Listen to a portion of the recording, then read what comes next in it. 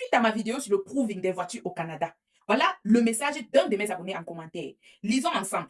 Dans l'utilisation d'une voiture, vous regardez seulement le prix en termes de sécurité et en cas d'accident, la voiture de 2500 ne vaudra jamais une voiture de 50 000 dollars. Mon père, je suis tout à fait d'accord avec toi. La sécurité d'une voiture de 2500 ne vaudra jamais la sécurité d'une voiture de 50 000 dollars. Mais tu oublies une chose. Va faire les recherches dans les articles du Québec, dans les articles de Ontario ou dans toutes les provinces du Canada.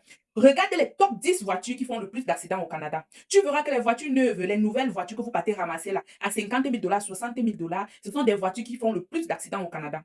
Et pourquoi les voitures donc qui sont vieilles de 2500 là ont très peu de chances de faire d'accidents comparées aux voitures neuves? Pourquoi? Tu vas regarder, tu vas comprendre tout cela dans cet article-là. Tu comprendras donc que beaucoup de personnes, comme on dit proving, même sur la route, ils font le proving. Donc, comme il a d'abord fait le proving en prenant la voiture, maintenant quand il arrive sur la route, il ne respecte pas le permis. Il n'a pas encore fait le proving sur la route.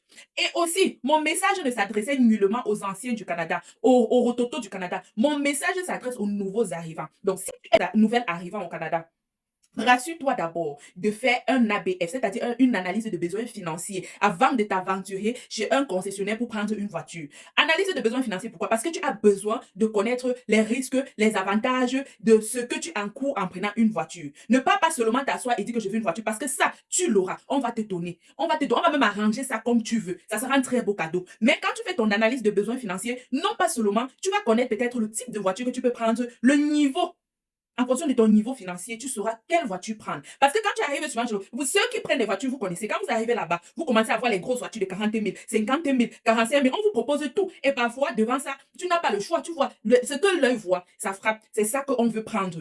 Or, si tu avais fait ton analyse de besoins financiers et qu'en partant, tu as déjà un montant prédéfini dans ta tête, par exemple, que tu vas prendre une voiture, en ce moment, est-ce que tu auras encore le doute de ce que tu vas chercher? Ça, c'est un avantage de connaître sa situation financière avant d'aller se lancer à acheter une voiture neuve.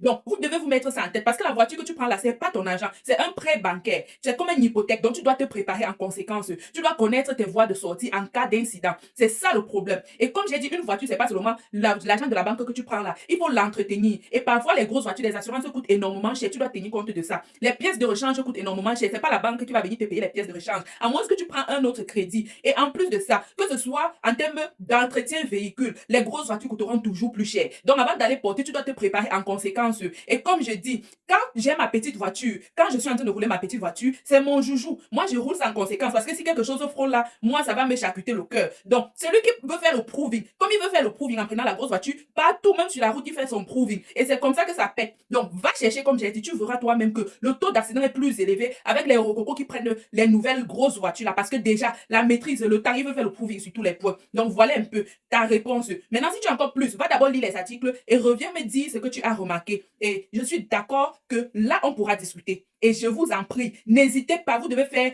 une analyse de besoins financiers. C'est très important avant de prendre une décision financière. Vous ne pouvez pas arriver dans un pays comme ici en Amérique du Nord où tu travailles, tu finis l'année parfois, tu te retrouves à zéro dans tes poches. Tu décides de prendre des énormes sommes d'argent, des prêts hypothécaires, des prêts bancaires, tout ça. Ça en fait une analyse de besoins financiers. En toute chose, vous devez nous contacter pour faire une analyse, pour connaître votre situation avant de vous lancer dans ces choses-là. Donc, voilà un peu mon message. L'analyse des besoins financiers, pour quel qu'en soit ce que tu veux faire ici au Canada, est très important. N'oubliez jamais ça. Gardez ça à l'esprit. Et pour ceux qui ont déjà eu à le faire ailleurs, n'hésitez pas souvent à prendre un autre avis. C'est très important de toujours avoir 2 ou 3 avis avant de s'aventurer sur un domaine. Parce qu'en ayant 2 ou 3 avis, ça te permet de choisir la meilleure option. Donc voilà votre message aujourd'hui. N'oubliez pas, c'est Rucker. Abonnez-vous massivement pour avoir plus de conseils. Je vous aime, je vous embrasse. Bisous là-bas. Mouah.